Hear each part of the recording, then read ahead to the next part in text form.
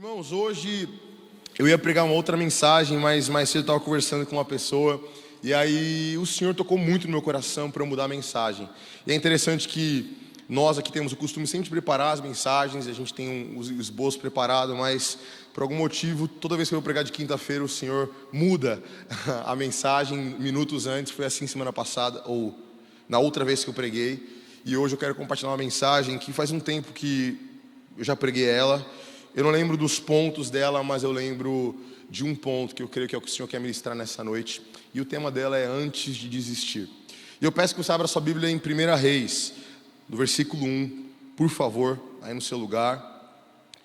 1 Reis, versículo 1. Quando eu tomo uma água.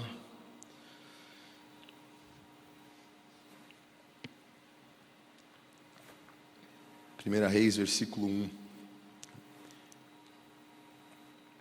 Quando você vai abrindo aí, eu não sei se eu me apresentei, mas eu sou, como eu disse, pastor, sou Lucas, né? Sou pastor de jovens, Lucas Lindolfo, e trabalho na igreja aqui já há 7 anos. Eu era antes só um jovem, o Tony era da igreja antes, ele era dos jovens antes de eu ser um jovem da igreja.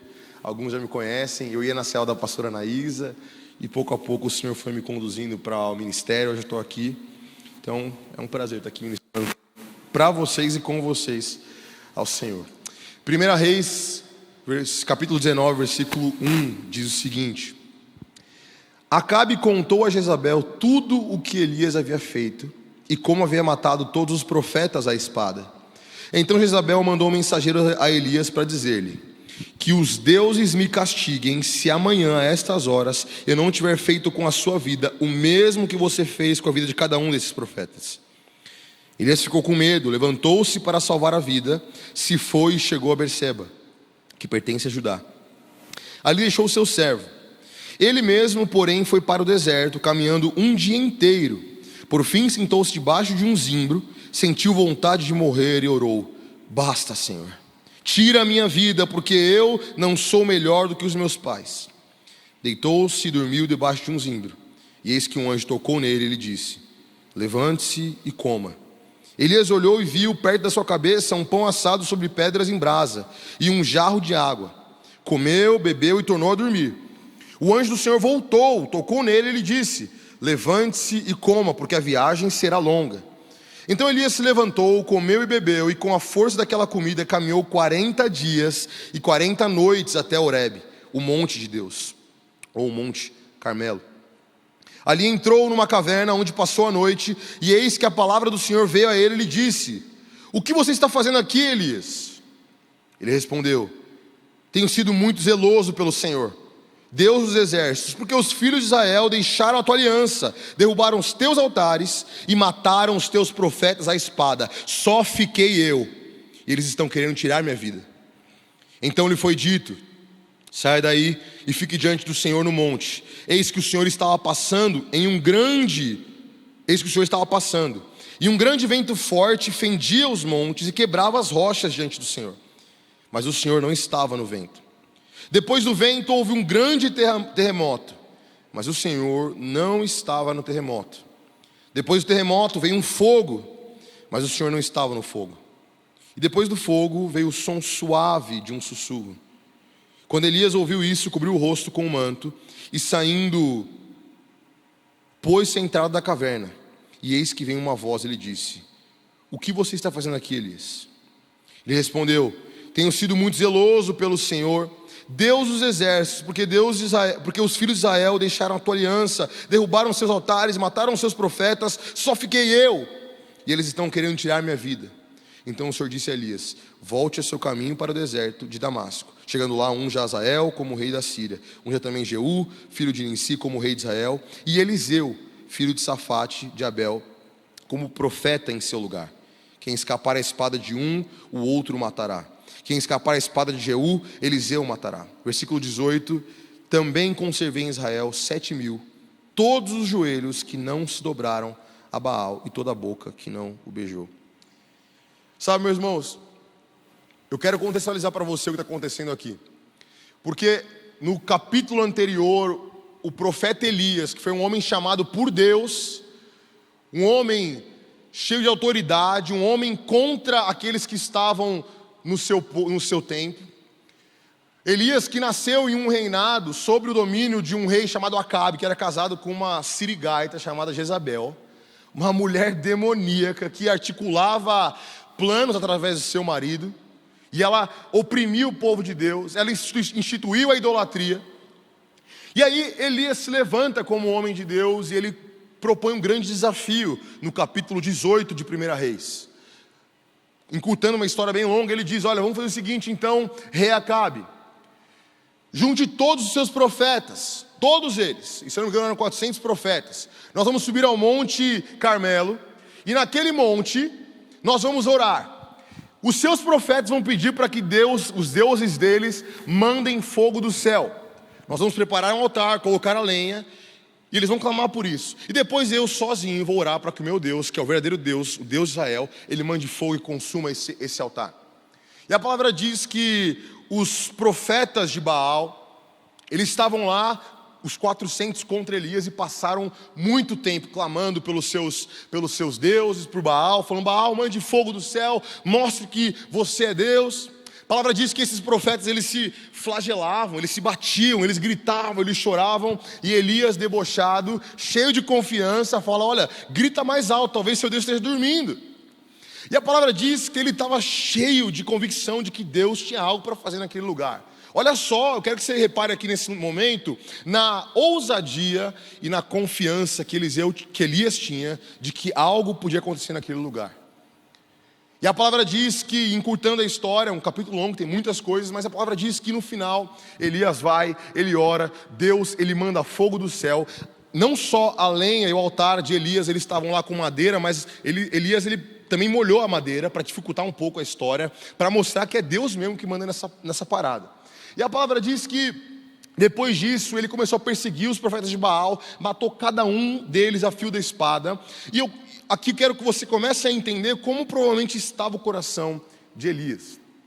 A palavra de Deus diz que Elias fala: olha, isso foi um sinal de que o verdadeiro Deus é o Deus de Israel. E aí diz que o rei Acabe e outras pessoas falaram: meu Deus do céu, Deus de Israel é o verdadeiro Deus. E aí ele fala: bom, agora que vocês reconheceram isso, Elias diz isso, agora que vocês reconheceram isso, eu quero ordenar que essa seca que está em Israel acabe, que a chuva venha sobre a terra. E aí tem aquela passagem da nuvem do tamanho da mão de um homem. E no final dessa história, quando a nuvem aparece, olha só o que acontece, a cereja do bolo. A palavra diz que o rei Acabe, ele sobe na sua carruagem e vai em direção ao palácio para fugir da chuva. Elias fala: olha, vai correndo, sobe no seu carro e foge que vai chover. Mas sabe o que acontece? Elias, ele pega o seu cinto, ele se cinge desse cinto e corre na frente da carruagem. Ele é cheio do Espírito de Deus. Imagina aqui, meu irmão, um pace de um minuto por quilômetro. Ele vai correndo, quem corre aqui sabe o que eu estou falando. O bichão correndo na frente da carruagem, tomado pelo Espírito de Deus. Então, quero que você entenda aqui que nós estamos falando de algo extraordinário, amém? Um homem que, através da autoridade, da confiança no poder de Deus, ele viu o fogo do céu descer e consumir aquela lenha. Um homem que, cheio do Espírito de Deus, ele vai e persegue os inimigos, aqueles que profanavam o nome do Senhor, e mata 400 profetas a fio de espada. Um homem que, no final disso tudo, corre mais rápido do que cavalos juntos em uma carruagem, cheio do poder de Deus. Um homem que disse: vai parar de chover, e parou. O homem que falou: vai voltar a chover, e voltou a chover. Nós estamos falando desse profeta Elias, o grande profeta Elias. Talvez terminado essa pequena narração a respeito desse profeta, nosso entendimento seria de que Elias seria um homem, um herói da fé que simplesmente era imune às dúvidas dessa terra. Imaginar Elias pensando em desistir, como que alguém que tem esse currículo de testemunho pensaria em desistir algum dia? Como? O cara viu o fogo do céu. Eu falei para vocês aqui o currículo. Mas quando nós folheamos a página, chegamos no capítulo 19 de 1 Reis, nós vemos uma outra situação. Porque Jezabel diz: escuta aqui, Elias, eu vou te caçar, e aquilo que você fez com os meus profetas eu farei pior a você. Sabe o que esse homem cheio de coragem, de ousadia, de fé no Deus Altíssimo faz? Ele teme. E eu quero que você entenda que o temor de Elias não foi um temor leviano, tipo assim: ixi, agora ferrou, né? Vou ter que me esconder. mas tudo bem, Deus é fiel. Não, não. Ele teme a ponto de sair correndo para um lugar ermo, para uma caverna. E ele faz uma oração sincera dizendo: Deus, me mate porque eu não aguento mais viver. Ele diz: Deus, eu sou o único profeta de Israel. E todo aquele castelo construído, toda aquela história linda que Elias estava começando a viver, é desmoronada pela desesperança. E ele chega a ponto de desistir e fala: Deus, me mate. Mas nós vemos Deus encontrando Elias de uma maneira tão extraordinária e nos ensinando o que nós podemos fazer antes de desistir. Porque hoje, depois de toda a história de Elias, nós vemos que ele sim foi um grande homem de Deus. Ele sim é um dos grandes pilares do Antigo Testamento. Alguns dizem que lá no final dos tempos, as duas testemunhas serão Moisés e Elias. Ele é o representante dos profetas, de todos aqueles que profetizaram na palavra de Deus. Sim, Elias foi um grande homem de Deus, mas a verdade é que ele foi um homem como eu, como você, meu amigo. Um homem que tinha fragilidades. Um homem que às vezes tinha mais dificuldade de olhar para o passado e perceber que Deus é bom e pode repetir o que ele fez no passado, do que é um homem que tinha dificuldade de olhar para o passado e ver que o Deus que fez no passado pode fazer no futuro. É um homem frágil, suscetível aos seus medos e ansiedades. Elias está tendo uma crise profunda de ansiedade, de depressão e de: Senhor, tira a minha vida. E sabe, eu sei que alguns daqui provavelmente já tenham pensado nisso, mas talvez você nunca tenha pensado nisso. Talvez nunca chegou à sua mente a vontade de morrer. Mas quantas vezes nós não pensamos em desistir por achar que Deus não pode mais fazer nada através das nossas vidas? Por achar que não tem mais solução. Talvez na nossa saúde física, uma doença desacreditada pelos médicos. Talvez nos nossos negócios, porque nós não temos mais solução financeira. Nas nossas dívidas. Talvez no nosso casamento. E eu creio que através da história de Elias nós temos algo para aprender, que sim, antes de desistir, ainda há esperança. O convite do Senhor para nós, quando nós estamos nesse ponto, nesse clímax da dor, da desesperança, há um convite do Senhor para que Ele eleve os nossos olhos para os montes, de onde vem o nosso socorro e de toda a provisão que nós precisamos. A primeira coisa que nós vemos aqui é que Elias, antes de desistir, ele fez algo que muitas vezes eu e você não temos coragem de fazer. Eu quero que você entenda que a primeira coisa que nós podemos fazer antes de desistir é ser vulnerável. Preste atenção aqui no que eu quero te falar. Nós, ao longo da história da igreja, a igreja cristã é uma igreja que passou por uma história muito complexa. Se for pensar a história do povo de Deus antes, era muito rica, os rituais eram muito complexos. Então o sacerdote ele tinha que se purificar para entrar na presença de Deus.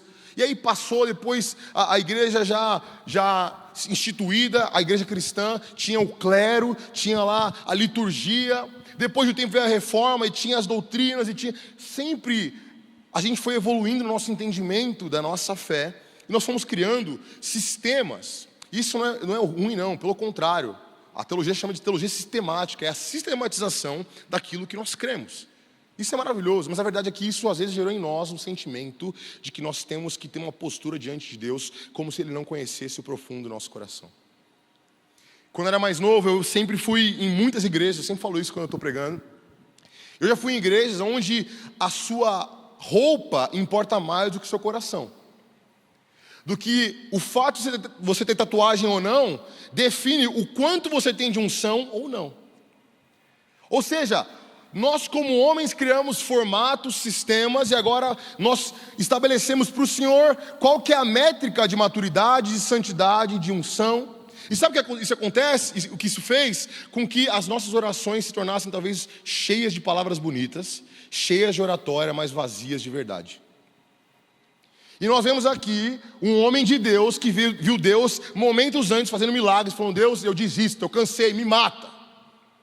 Você imagina um culto, meu irmão, onde o pastor Lamartine, ele sobe aqui pela manhã. Quantos conhecem o pastor Lamartine? Todos conhecem. Ele sobe aqui pela manhã e fala: Deus, eu cansei de ser pastor, tira a minha vida. Não é bonito isso, né? Um palco grande como esse, luzes como essa, quase que não permitem que nós façamos isso. Mas parece que essa cultura vai sendo propagada, e às vezes nós, ao entrarmos na igreja, com o nosso coração em frangalhos, nós queremos esconder do Senhor a nossa dor e mostrar uma falsa impressão de espiritualidade. Então daqui a pouco nós entramos aqui, ao invés de nós mostrarmos para o Senhor aquilo que Ele já viu, o nosso coração como está, nós falamos: Pai de toda a eternidade, se Deus me deu, Ele é Deus. Se Deus tirou, Ele é Deus. E ainda que isso seja o objetivo de Deus para nós, esse entendimento não é compatível com o nosso coração muitas vezes.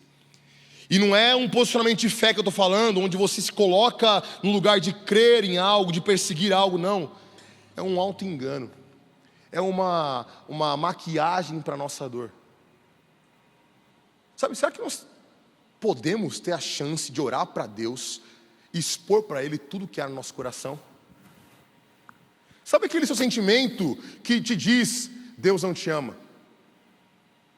Sabe o sentimento que pega para você: Deus esqueceu de você? Sabe, meu irmão, quero te dar um desafio nessa noite. Quero te dar um desafio que é entender que quando você entrou nesse lugar, Deus já conhecia seu coração. Deus sabe das orações que você não teve coragem de fazer. Mas Ele espera de nós que nós sejamos vulneráveis. Você já viu criança, gente? Meu filho, meu amigo, ele não tem papas na língua.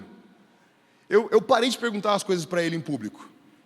Então se eu vou na casa de alguma visita e eu vi que ele não quis comer, eu não pergunto: mas você não gostou, filho? Porque eu sei que ele ia falar: não gostei não. Minha mãe esses dias, meus pais eles trabalham ali naquele café, né? E aí minha mãe, ela fez a comida e por algum motivo deu alguma coisa errada, que o frango ou a carne passou do ponto. E aí o Miguel não quis comer, meu filho Miguel não quis comer. E aí perguntaram para ele: Miguel, você não gostou? Minha mãe do lado, né, quem fez a comida. Não gostou? Ele falou: não, tá muito duro. O bife tá muito duro. Minha mãe: nossa, mas Miguel, a vovó que fez com tanto amor. Ele: não gostei. Criança não tem papo na língua. Sabe, eu acredito que o Senhor espera que nós sejamos vulneráveis como crianças nas nossas orações. Quando nós entramos aqui, nós temos uma oportunidade de abrir nosso coração e falar: Deus, não está tudo bem. E sabe, você que está aí sentado tem um privilégio que talvez eu não tenha. Porque não tem quando eu estou aqui com o microfone. Porque aqui nós temos um papel de incentivar você, de dar uma palavra de ânimo, de pregar a palavra do Senhor. E eu preciso guardar às vezes um pouco as minhas dores para lá, porque aqui eu estou falando em nome do Senhor para a sua vida. Não para lamber as minhas feridas, amém? Mas você que entrou aqui, sentou na sua cadeira, você tem uma oportunidade de pôr o seu joelho no chão e falar: Deus, eu não sei o que fazer. O primeiro conselho que eu te dou, se você está num lugar de dificuldade, meu irmão, talvez antes de desistir, é ser vulnerável. Eu me lembro em 2022 ou 2023, eu comecei a sucumbir com as pressões do ministério. Eu comecei a ter dificuldades na minha alma. E eu comecei a ficar mal de verdade. E eu me lembro de uma oração tão sincera que eu fiz para o Senhor, porque eu começava a ter algumas crises, eu ia correr, eu ia, sei lá, eu ia fazer exercício, ia fazer jiu-jitsu, eu ia fazer qualquer coisa. E eu lembro que numa dessas eu sentei na varanda da minha casa, e eu fiz uma oração que estava sendo fundamentada em algo que eu vi Jó fazendo, no livro de Jó. Falei: Deus, me deixa em paz. Olha só que escândalo, né? Falei: Deus, me deixa em paz, eu não aguento mais. Sabe quando parece que a vida está te perseguindo?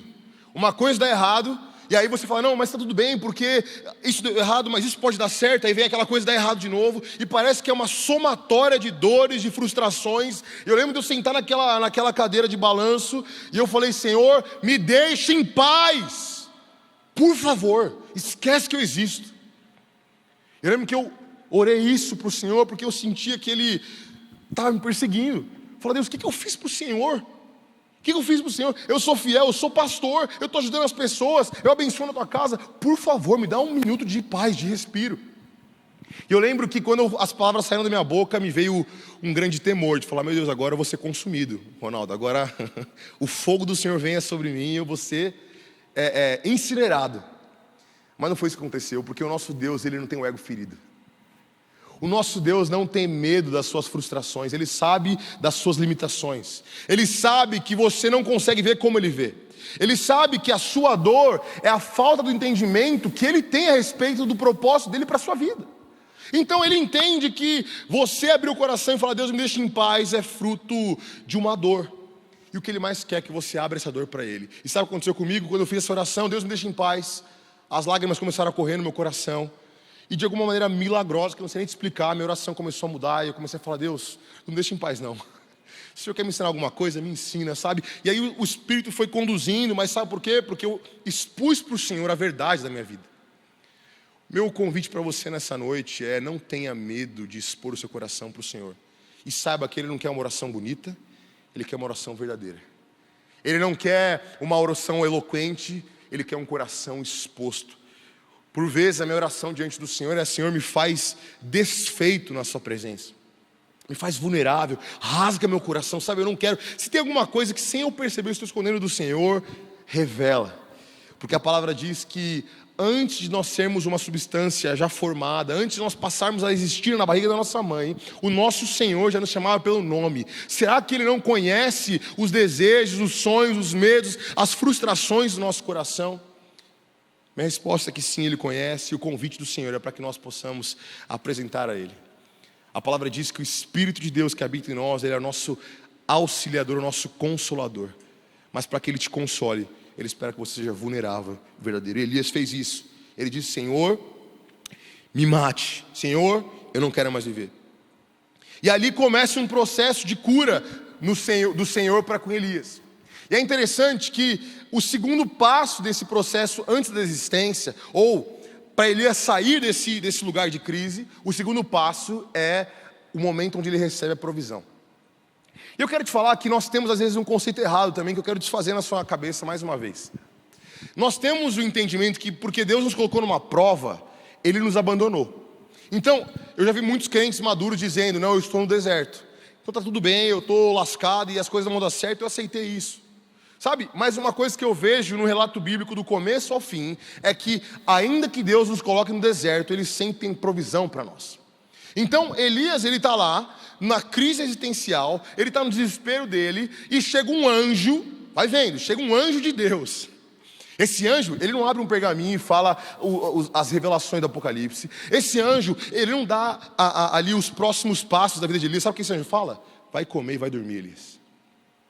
Isso mostra para mim que existe uma intenção do Senhor em nos sustentar durante o processo, em nos sustentar durante o deserto.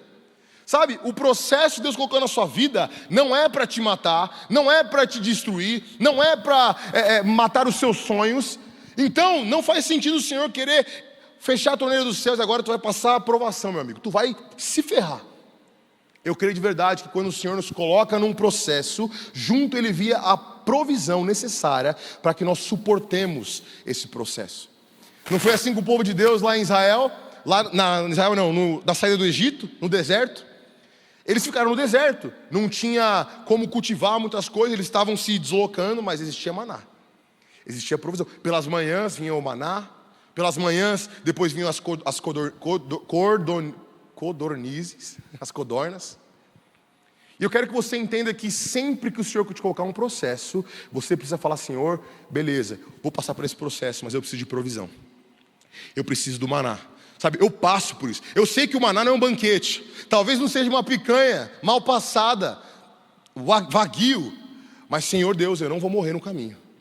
Porque é interessante que a provisão que Deus dá para Elias, o que ela faz com ele? E o anjo fala: coma, porque a viagem vai ser longa. E a palavra diz que com aquela provisão que ele recebeu, ele começou a caminhar 40 dias, 40 noites. Sabe, nós precisamos parar também um pouco, por outro lado, de nos querer impor sobre nós um jugo que o Senhor não colocou em nós. E eu lembro de uma história, eu nunca pensei que ia pregar ela, porque ela é muito batida, mas ela cabe muito aqui. Onde um homem, ele estava uma vez em cima de uma casa, no telhado, e aí ele começou a ficar preso naquele telhado, porque começou a ter uma enchente naquele lugar. E as águas começavam a subir, e ele começou a ver que ficou preso, até que ele falou: tá, não tem como sair. E ele faz uma oração falando: Deus, me salva. E esse homem está em cima daquele telhado falando: Deus, me salva. E aí passa um bote salva-vidas, e o bombeiro fala: meu amigo, vamos, vou te salvar. Ele fala: não, meu irmão, fique em paz, Deus vai me salvar. Deus vai me salvar. Como alguém que diz o seguinte: não, isso aqui faz parte do propósito dele, isso aqui faz parte da aprovação, eu vou esperar que ele me salve de maneira milagrosa. E o primeiro bote da provisão vai embora. Aí vem depois mais um bote, fala: meu amigo, a água está subindo, vamos lá, vamos embora, eu vou te salvar. Meu amigo, não precisa, eu confio em Deus, esse processo faz parte, eu vou aqui esperar a salvação.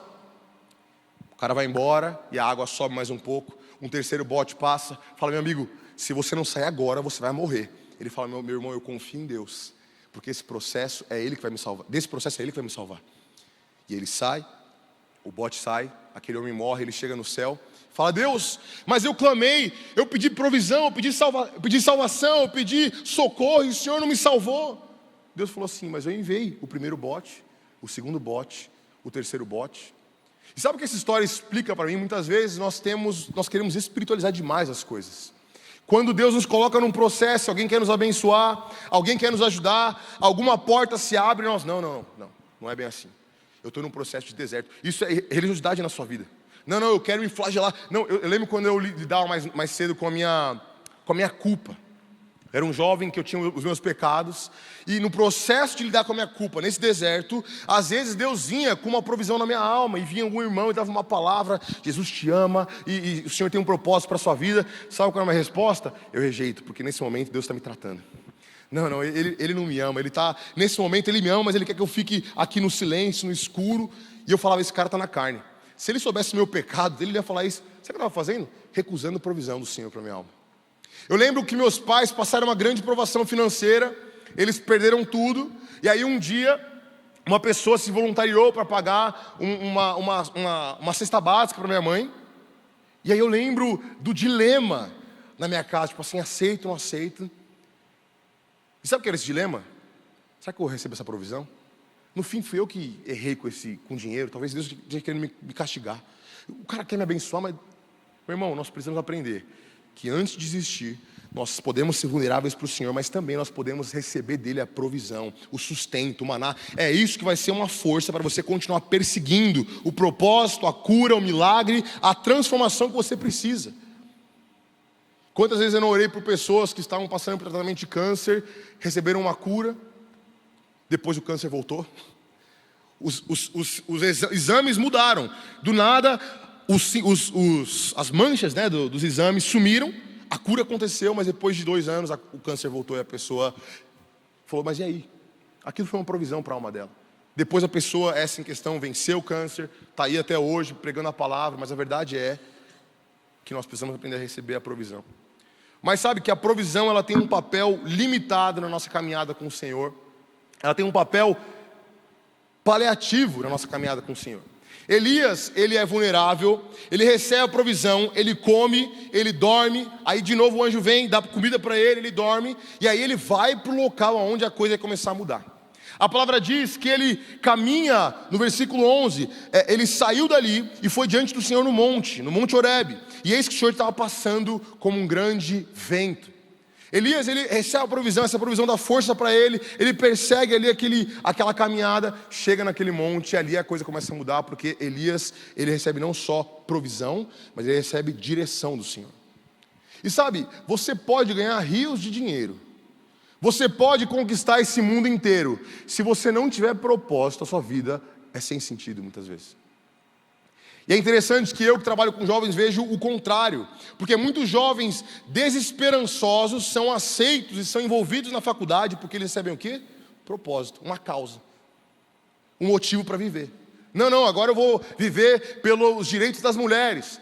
Não, vou viver pelos direitos, e começa os direitos, isso é incrível, a gente tem que buscar por isso, mas as pessoas tornam isso o propósito delas, porque o propósito tem um papel importantíssimo na nossa vida. O propósito tem um papel de nos tirar da incerteza da existência. E Elias talvez estivesse tendo uma crise de propósito. Peraí, Deus, eu fui lá, eu matei os profetas, eu fui lá, veio o fogo do céu, eu fiz tudo isso, mas para quê? Para nada? Então tá bom, então me tira, leva para o céu. Mas quando Elias, ele chega diante do Senhor, depois de receber a provisão, a palavra diz que a pergunta do Senhor para ele é: o que você está fazendo aqui, Elias? Interessante essa pergunta, porque Elias ele repete o mesmo texto várias vezes: Senhor, eu fui abandonado, nenhum profeta restou, eu estou sozinho e tal, eu tenho sido fiel. A palavra do Senhor para ele é: o que você está fazendo aqui? Sabe o que é isso para Elias? Elias, não foi para esse lugar que eu te chamei. Elias, você está fugindo do propósito que eu te chamei para viver. Elias, você sabe que não é para esta caverna que você foi criado. Elias, o que você está fazendo aqui, meu irmão? A pergunta do Senhor para nós, muitas vezes, nos momentos de crise, é: o que você está fazendo aqui? Aonde está o propósito que eu te dei? Aonde está o meu chamado para a tua vida? E ainda que não haja uma resposta plena, o convite do Senhor para nós é: Senhor, nós falamos para Ele: Senhor, eu preciso de direção, eu preciso de propósito. Elias, ele está aqui diante do Senhor com as suas dores, e o Senhor não fala: Elias, você é forte, você é um grande homem, Elias, lembre de tudo que você viu. Ele fala: Elias, o que você está fazendo aqui? Sabe o que Elias recebe? Propósito. Não tem nada mais poderoso na vida de um homem do que um homem cheio de propósito. É pelo propósito que na igreja primitiva os homens falavam assim: eu não quero ser crucificado como Jesus, me põe de ponta cabeça. É pelo propósito que João Batista, quando ele foi preso, ele decidiu permanecer na postura dele de não negar o evangelho e morreu decapitado com a cabeça numa bandeja. É pelo propósito que Estevão, quando estava sendo apedrejado, ele olha para cima e fala: Pai, perdoa-lhes porque eles não sabem o que fazem. É pelo propósito. Eu quero dizer para você nessa noite que o Senhor tem sim um propósito para a sua vida. E sabe, eu estava até conversando mais cedo com um jovem que propósito não é uma frase que nós colocamos ali atrás do nosso carro e isso é suficiente. O propósito é uma jornada, é um caminho, é um motivo, é uma causa, mas a verdade é que existe sim um propósito. Nós precisamos parar de ser simplistas com a nossa existência, meu irmão. Sabe, é muito legal trabalhar numa igreja com jovens, mas também trabalhar, por exemplo, aqui para pessoas que não são jovens, com todo respeito. Alguns aqui são jovens, outros são mais experientes, mas porque a gente vê a formação da vida, né? Então a gente vê um jovenzinho ali pensando na faculdade, com 15 anos pensando no colegial, nos amigos, na namorada. Aí com 25 anos o cara já está pensando no: eu preciso ganhar dinheiro de verdade, eu preciso ganhar meu primeiro milhão. Aí você vê um cara mais velho, já com 40 anos estabelecido, já com outra visão. E é muito interessante que, independente da sua fase de vida, propósito é algo que nos falta muitas vezes. E quando você pergunta para alguém qual é o seu propósito, comumente a resposta: meu propósito é: eu quero ganhar dinheiro para poder ser um bom abençoador da obra de Deus. Meu irmão, você acha de fato que Deus do céu ia falar: Gabriel, autorize o nascimento do Arthur, porque eu preciso que alguém fique rico e dê dinheiro para a igreja? É sério que esse é o seu propósito? Sabe, eu quero que você, junto comigo aqui, reflita que Deus nos criou para algo muito maior do que fazer aquilo que nós fazemos. Você é muito mais do que um ministro de louvor, do que um dançarino, do que um baterista, do que um cantor. Você é muito mais do que um advogado. Você é muito mais, e o convite do Senhor para nós é: o que você está fazendo aqui, meu irmão? O que você está fazendo aqui nessa terra? Sabe, talvez a resposta para as suas dores e o caminho para sair desse seu lugar de profunda dor seja uma gota de propósito no seu coração, uma gota de sentido para a sua existência, uma gota de fazer algo para além do que aquilo que te dizem para fazer, que é construir um império ao seu redor. Sabe, nós estamos sendo convencidos nessa vida de que a nossa existência é puramente para construir um império, para nós, para nossa família, para o nosso redor. Meu irmão, eu quero quebrar essa mentira na sua vida. Você foi criado para algo muito maior do que isso, e só quem tem autoridade para te dizer isso é o Espírito de Deus que habita em você. A palavra diz em Atos, em primeiro lugar, que Ele colocou os homens na terra com um só propósito, para que pudessem buscá-lo, se tateando pudessem achá-lo, né? E a palavra diz em Atos 17, se bem que Ele está perto de nós, ou seja, o primeiro propósito da sua existência é buscar o Senhor, é conhecer a Ele, mas a partir disso, o Senhor quer começar a dar direção, o Senhor quer começar a dar sentido. E eu amo aquele versículo, Provérbios, que diz que a palavra do Senhor é lâmpada para os nossos pés. Estava falando com o Mateus mais cedo sobre esse versículo, porque às vezes nós não queremos uma lâmpada para os nossos pés em relação ao propósito, nós queremos um farolete. Nós queremos um refletor. Deus, Um jovem está na faculdade, está no cursinho, por exemplo. Deus, qual é o curso que eu vou fazer? Deus, qual a faculdade que eu vou passar? Deus, qual que é a menina que eu vou namorar? Um cara mais velho, Deus, qual que é o negócio que eu vou fechar? Qual que vai ser o insight? Qual que é, aonde eu vou empreender? Qual a empresa que eu vou me candidatar e vai dar certo? E Deus, nós queremos uma direção clara de tudo que vai acontecer, mas a verdade é que a palavra diz que a palavra dele, a revelação dele é uma lâmpada para os nossos pés. Vai um dia andar no escuro, meu irmão, e colocar uma lâmpada no teu pé. Você não enxerga mais do que o passo está à sua frente. O convite do Senhor para nós é dar um passo por vez em direção ao propósito e entender que enquanto nós damos um passo, Ele revela o outro. Enquanto nós damos um passo, Ele revela o outro. Nós precisamos nos contentar com o processo de perseguir ao propósito. Perseguir ao propósito em si é o primeiro propósito que você tem que ter. Você entende o que eu quero dizer? Faz sentido isso para você, meu irmão? Nessa noite, se você quer aprender ou arranhar essa superfície de começar a sair de um lugar de profunda dor, da sua existência sem sentido, o convite do Senhor é: comece a pedir para mim a revelação do seu propósito. Eu quero contar para você como eu descobri isso na minha vida, porque antes de eu nascer, minha mãe é aquela moça de verde ali, levanta a mão, mãe. Ela falou para mim que um dia um homem de Deus virou para ela e falou: olha, esse menino que está na sua barriga vai ser um levita, vai ser um adorador. É isso ou não é, mãe? Ele vai ministrar. E se eu não me engano, ela nem sabia que eu era um menino ainda, não sabia de quantos meses eu estava. Mas Deus falou, foi uma palavra profética. E eu lembro que isso foi uma sombra profética, uma sombra de propósito sobre mim. E por muito tempo eu simplifiquei meu propósito de existência como sendo: eu fui chamado para adorar a Deus e trabalhar adorando a Deus. E aí eu lembro que eu entrei na igreja, comecei a trabalhar na igreja, na parte do louvor, eu e o Neto. O Ronaldão estava nessa época no louvor também, já desde essa época já. Ele já estava antes de eu entrar, e eu estava muito próximo dos meninos, a Dinei também, não sei onde ele está, mas a gente estava lá, eu comecei a trabalhar, e chegou um momento onde os pastores falaram: Lucas, nós não queremos você no louvor. Nós queremos que você esteja no louvor, mas não à frente do louvor. Nós queremos que você esteja à frente dos jovens.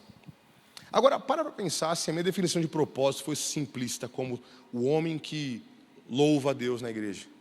Meu irmão, hoje em dia, 1% daquilo que eu faço é ministrar louvor. Mas eu comecei a entender que o propósito de Deus para a minha vida, ele era maior do que só tocar violão, só adorar Ele. Isso é maravilhoso, mas a minha missão na terra era mais específica, era mais personalizada. E eu lembro que um dia eu estava assistindo um clipe musical, vendo, caramba, música nova, que legal, de uma banda que eu gosto, um clipe cristão. E aí eu vi uma pessoa tendo um encontro com Deus. Uma pessoa em lágrimas, meu irmão. Naquela hora, a glória do Senhor veio no meu quarto e eu comecei a chorar. Eu fui tocado, parece que aquilo gatilhou algo profundo no meu coração. Gatilhou algo profundo no meu propósito. E aí passou, eu tive um baita do encontro com Deus, eu permaneci naquele lugar, na presença de Deus. E passou, depois eu fiquei refletindo: Deus, por que eu só senti a sua presença quando eu vi aquela menina chorando naquele vídeo? Deus começou ali a aprofundar meu entendimento do porquê eu estou na terra. E sabe o que eu entendo hoje, meu irmão? Que a adoração, o ministrar o louvor é uma das formas que Deus me deu para cumprir meu propósito. Meu propósito verdadeiro é ser usado, se Deus me permitir, para ajudar pessoas a terem encontros profundos com Ele, assim como aquela mulher teve naquele vídeo. Então hoje eu sei que eu não preciso de um violão para fazer isso, eu não preciso de um microfone, eu não preciso de um palco, mas eu tenho a graça de fazer com jovens, por exemplo, um aconselhamento. Talvez indo servir a comida em um orfanato, numa iniciativa dos jovens. Talvez amanhã seja trabalhando com os casais da igreja, com as crianças. Tanto faz, porque Deus me deu um aprofundamento e entendimento do porquê eu existo. Quando eu me sinto desanimado, quando eu me sinto frustrado, quando eu preciso de dinheiro, eu entendo que a minha existência ela é maior do que as coisas superficiais dessa vida. O meu propósito não depende do meu dinheiro, não depende nem da minha saúde, talvez. Eu posso estar num hospital acamado, mas ainda assim ser um mensageiro da palavra do Senhor. Sabe, eu quero que nessa noite você saia daqui sabendo que o Senhor tem sim para você provisão. O Senhor quer sim que você seja vulnerável na sua oração. Mas o Senhor quer, acima de tudo isso, que você entenda que você nasceu para um propósito. Deus autorizou a sua existência e essa existência ela precisa cumprir algo nessa terra. Na teologia tem um termo que nós usamos que é o Missio Dei, que é o fato de que Deus está fazendo algo no universo. Deus não criou pessoas e deu para elas planos, missões. Deus tem uma missão para o mundo e Ele criou pessoas para essa missão. Pessoas para se alistarem nesse grande projeto do Senhor para o mundo. Você faz parte daquilo que Deus quer fazer nessa terra. E pode parecer que não, mas eu tenho certeza que aquilo que você pode fazer, só você pode fazer nessa missão. Entenda que Deus tem propósito para você. Mas por último, a palavra nos mostra que Elias, ele termina esse momento entendendo que, ainda que ele receba a direção, ainda que ele receba propósito, que já seria suficiente, o Senhor revela para ele que ele não estava sozinho. No versículo 18 diz que o Senhor diz para Elias: além de tudo isso que eu te disse, eu também conservei em Israel 7.000, todos os joelhos que não se dobraram a Baal e toda a boca que não o beijou. Sabe, o inimigo quer contar uma mentira para você. Ele quer te convencer que você tem que desistir porque no fundo você está sozinho nessa. Mas o Senhor me trouxe aqui nessa noite do fundo do meu coração para dizer que você não está sozinho. Você não está. Elias não estava sozinho e você nessa noite não está sozinho. Para começar, a palavra diz que quando Jesus está sendo ascendido aos céus, ele diz: olha, convém que eu vá para o céu, porque quando eu for para o céu, eu deixarei alguém que é melhor do que eu. E ele diz para os seus discípulos: e eis que vocês nunca mais estarão sozinhos, nunca mais na sua existência. Eu quero dizer, meu irmão, que nesse exato momento existe uma presença de uma pessoa que está perseguindo o seu coração para te convencer de dentro para fora que você não precisa nunca mais estar sozinho. Nós precisamos quebrar essa mentira, porque o inimigo, ele tenta nos tornar ovelhas desgarradas do rebanho, como sendo: não, essa dor é só sua, não, esse problema é só seu, não, ninguém se importa com você, meu irmão. Sabe, talvez eu não te conheça, mas se tu me contar da tua dor, eu me importo com você. Esse é o meu trabalho. Falar com pessoas que eu não conheço, me importar com a dor delas, orar pela dor delas como se fosse a minha dor. Eu quero dizer que não só eu que não te conheço, mas as pessoas ao seu redor. Elias, ele não percebeu, mas o Senhor, capítulos antes, já tinha dito para ele que existiam profetas. A palavra diz que existia um ministro do reino de Acabe, capítulo 17 ou 18, você pode ler depois. E esse ministro, ele chega para Elias e fala: Elias, eu escondi, se eu não me engano, eram 500 ou 50, não lembro se ler aqui, mas ele diz: eu escondi profetas em 2 cavernas diferentes. E escondi de Isabel, se ela descobrir, ela me mata. Ou seja, Elias, ele sabia que ele estava sozinho, mas por algum motivo a dor dele tentou convencer ele que ele estava sozinho. Por algum motivo, as vozes do inimigo começaram a soprar: Elias, não adianta, morre, não adianta, não tem mais escapatória, você é o único. Sabe, nessa noite o Senhor quer, e a banda pode subir por favor, o Senhor quer te mostrar que você não precisa passar por essa dor sozinho. Eu estou lendo um livro que fala sobre a pureza sexual dentro do universo dos homens. Chama A Batalha de Todo Homem. E é interessante que o autor, ele traz um relato que a gente não para pensar. De que 70% dos homens da igreja estão passando por dificuldades na sua questão sexual. Mas nenhum deles fala com nenhum deles entre si. É como se eles sofressem calados, porque não, eu não posso passar isso. Só eu sou esse pervertido. Só eu passo esse problema. E para surpresa desses homens, quando eles cruzam com outro homem e decidem se confessar, o outro homem fala: pô, cara, eu também. Sabe, eu me lembro que eu fiz com jovens um culto para falar sobre isso. Nós sentamos aqui em cima, separou os meninos das meninas, e eu falei abertamente sobre os meus processos, sobre as minhas dificuldades, quando eu era pequeno, as coisas que eu lutei. E eu lembro que os jovens começavam um a um, falaram: mas eu também. Eu lembro de um momento falar: gente, vocês estão percebendo que a estratégia do inimigo é fazer com que nós sofrêssemos calados e sozinhos? Mas o convite do Senhor nessa noite, falei para eles, através desse momento, é que nós possamos nos fortalecer, como diz Eclesiastes, que nós sejamos como um cordão de 3 dobras, que é mais difícil de se romper. Que nós sejamos como aquele que caminha com um amigo ao lado, que quando um cai, o outro levanta. Quando o outro cai, o outro sustenta. Meu irmão, você não está sozinho. O meu pedido para você é: pare de esconder a sua dor do Senhor. Pare de esconder a sua dor do seu irmão.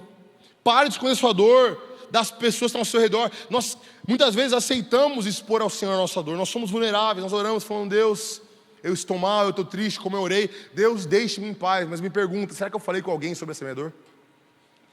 E eu aprendi as duras penas depois de uma pane no meu sistema de que Deus quer que nós sejamos vulneráveis com Ele, em oração, no Espírito, mas Ele quer que nós sejamos vulneráveis com o nosso irmão. Homens, principalmente, nós precisamos aprender a grandeza de renunciar ao nosso orgulho. Dizer, eu não estou bem, eu estou passando por esse pecado, eu estou com essa dificuldade, eu estou com problemas financeiros. Nós precisamos viver aquilo que Tiago diz, irmãos, orem uns pelos outros, apresente as suas súplicas. Nós sim podemos receber propósito, direção, mas a verdade é que nós não alcançaremos esse propósito sozinhos. Elias entende nesse momento de que sim, ele pode ser vulnerável com o Senhor, sim, ele recebe a provisão, sim, ele recebe propósito, direção, mas mais do que isso, ele entende que nessa batalha, nessa caminhada, nesse sentimento de desespero, ele não está sozinho. Nós hoje, quando olhamos para a Bíblia, vemos que não só Elias não estava sozinho naquele tempo, mas a Bíblia é lotada de relatos de homens que passaram dificuldades a ponto de quase desistir, a ponto de, se sentir frustrado. Tem um livro na Bíblia chamado Lamentações de Jeremias. Elias não estava sozinho, eu como pastor não estou sozinho e você não está sozinho. Eu sei que talvez seja uma palavra diferente do que você estava esperando nessa noite, mas por algum motivo eu creio que o Senhor quer derramar no seu coração uma dose a mais de esperança, de convicção, de que ainda que você não tenha o seu propósito claro, na sua caminhada de perseguir esse propósito, Ele quer que você saiba que você pode contar com Ele e pode contar com seus irmãos. Feche seus olhos no seu lugar, meu irmão. Queria pedir para que você no seu lugar agora fosse muito genuíno em oração. Eu não quero provocar nenhuma emoção em você de maneira superficial, mas eu quero que você agora encare aqueles paradigmas que estão na sua mente, aqueles impossíveis, talvez aqueles impossíveis que você já tenha desistido, sejam eles naturais, financeiros, sejam eles fisiológicos, da sua saúde, sejam eles espirituais. Eu nunca vou ser um homem de Deus, eu nunca vou ser uma mulher de Deus, eu nunca vou viver em santidade, em pureza. E eu quero que nessa noite, a primeira coisa que você faça é apresente ao Senhor os seus impossíveis. Comece dizendo, Senhor Deus, eu vou ser bem sincero contigo, mas eu não creio mais na solução disso. Eu quero te dar a liberdade como pastor que está ministrando sobre a sua vida para rasgar o seu coração diante do Senhor. Nas suas próprias palavras, não tenha medo, o Senhor não é um Deus de ego ferido, mas eu quero pedir para que você destine a Ele agora a oração mais sincera que você puder fazer. Essa é a verdade do Evangelho, de que Deus não nos recebe por aquilo que nós somos. Não é por uma oração maquiada e bonita que você vai tocar o coração dele, mas é pela verdade e pela sinceridade dessa oração. Comece a se derramar no coração, na presença do Senhor, e apresente a Ele essa causa que ninguém pode resolver. E eu clamo, Senhor, para que nessa noite o Senhor possa vir sobre este lugar com quebrantamento nos nossos corações. Que o Senhor possa, Senhor Deus, começar a tirar de nós toda a altivez. Eu oro pelos meus irmãos para que eles não sejam homens e mulheres de dura cerviz, mas que nós sejamos rendidos. Senhor, eu me lembro da história de Ana, que se passou até por bêbada no templo, de tão angustiado que ela estava e de tão vulnerável que ela foi com essa angústia. Lançando a sua súplica ao Senhor Deus, levanta uma igreja que não tem compromisso com a performance, não tem compromisso com a aparência, mas tem o compromisso com o coração verdadeiro, o coração genuíno. Eu clamo agora para que o Senhor derrame sobre este lugar a coragem, para cada um dos meus irmãos, coragem para fazer orações difíceis, mas verdadeiras.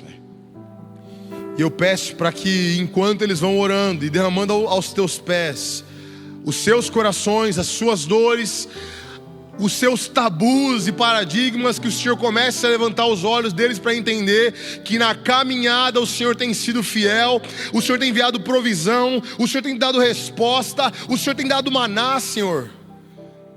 Deus, eu quero pedir para que nesse momento o Senhor remova toda a escama dos olhos, todo o negativismo, que eles saibam que eles podem sim dizer, Ebenezer, até aqui o Senhor tem me ajudado. Que eles podem dizer certamente que a misericórdia e a bondade do Senhor me perseguiram hoje pela manhã. Senhor, que o fôlego nos pulmões deles já é um sinal do seu favor e da sua misericórdia sobre eles. Pai, nessa noite eu clamo para que o Senhor dê para eles entendimento, para mim também entendimento, de que o Senhor tem sido fiel em prover, Pai. Nós queremos ver a Tua mão ao longo do caminho, Senhor.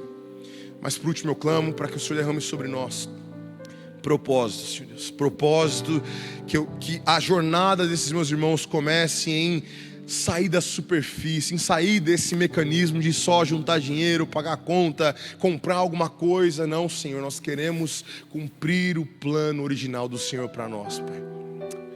Nós queremos cumprir o propósito pelo qual o Senhor ordenou o nosso nascimento, a nossa existência, Senhor. Cria uma igreja profunda, Pai, profundamente comprometida em agradar ao Senhor e cumprir os Teus planos aqui na terra. Feche seus olhos, Senhor, eu clamo agora para que toda desesperança, todo sentimento de sem sentido, sem propósito caia por terra, Senhor Deus. Eu quero pedir para que nessa noite o Senhor nos enche da convicção de que o Criador dos céus e da terra não só autorizou a nossa existência, mas nos chamou pelo nome, preparou um caminho para nós andarmos, Senhor Deus, nos instrumentalizou, nos criou da maneira que nós somos, tudo para a glória do Senhor. Eu te agradeço nessa noite porque nós fomos criados para o Senhor, não, Senhor Deus, por um acaso. Obrigado porque nós não somos a consequência de uma decisão de dois humanos. Nós somos, Senhor Deus, o fruto do seu eterno amor por nós, Pai. Eu quero declarar quebrado neste lugar toda superficialidade da existência humana, Senhor Deus, mas que nós saibamos que o Senhor conta conosco, Pai, que existe um caminho para nós andarmos e que nós possamos fazer como o apóstolo Paulo, que diz que esquecendo das coisas que para trás ficam e avançando para as que estão diante de mim, eu prossigo para o alvo, para o propósito, para o prêmio da soberana vocação de Cristo Jesus, Pai. Para aqueles que estão neste lugar olhando para baixo, não conseguem ver a um palmo da sua frente, por conta do medo, da desesperança, da desilusão, da falta de propósito, Pai, nós elevamos nossos olhos para os montes, de onde vem o nosso socorro, e declaramos que nós seremos aquilo que o Senhor nos criou para ser. E eu quero declarar sobre você, antes de encerrar, um versículo que está em Jeremias 29, capítulo 11, onde o Senhor diz: eu é que sei os pensamentos que tenho a respeito de vocês, diz o Senhor, são pensamentos de paz e não de mal, para lhe dares um futuro e uma esperança. Eu vou repetir o Senhor dizendo para você nessa noite: eu é que sei, não você, não o seu pai, não as pessoas, não este mundo. Eu, aquele que te criou, eu é que sei os pensamentos que eu tenho a respeito de você, e são pensamentos de paz e não de mal, para dar-lhes um futuro e uma esperança. Um futuro e uma esperança. Muito obrigado, Senhor Deus. Nós não somos errantes, nós não estamos aqui ocupando espaço na terra. Pelo Senhor nós fomos criados, e para o Senhor nós fomos criados. E eu peço que você feche os seus olhos pela uma última vez. Se você nessa noite quer entregar o seu coração e o seu caminho ao Senhor, e ouvir da boca dele o seu propósito, e receber direto da fonte a direção, receber direto da fonte a provisão. Se você nessa noite quer entregar o seu caminho, o seu passado, o seu futuro para Jesus, entregar o seu coração para Ele, o Senhor nessa noite te convida a fazer uma oração muito simples de entrega.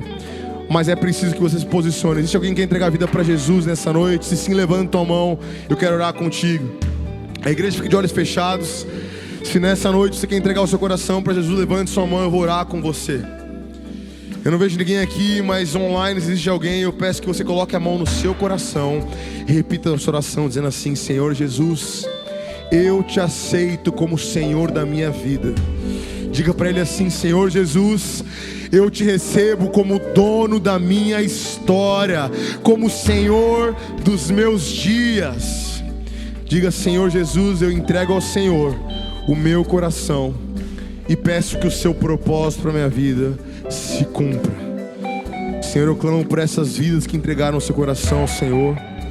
E eu peço para que esse provérbio se cumpra, que a tua palavra seja lâmpada para os pés deles, que ilumine o caminho, que dê direção, provisão, propósito, que os lembre que eles não estão sozinhos. Pai, todos nós estamos juntos nessa grande jornada, nessa grande aventura de descobrir a nossa razão, o nosso sentido para essa existência. Mas uma verdade nos une, Senhor Deus: nós existimos para dar glória, honra e para estar em comunhão com o Senhor, o nosso amado. Nós te amamos, em nome de Jesus, amém, amém. Será que você pode dar uma salva de palmas ao Senhor no seu lugar?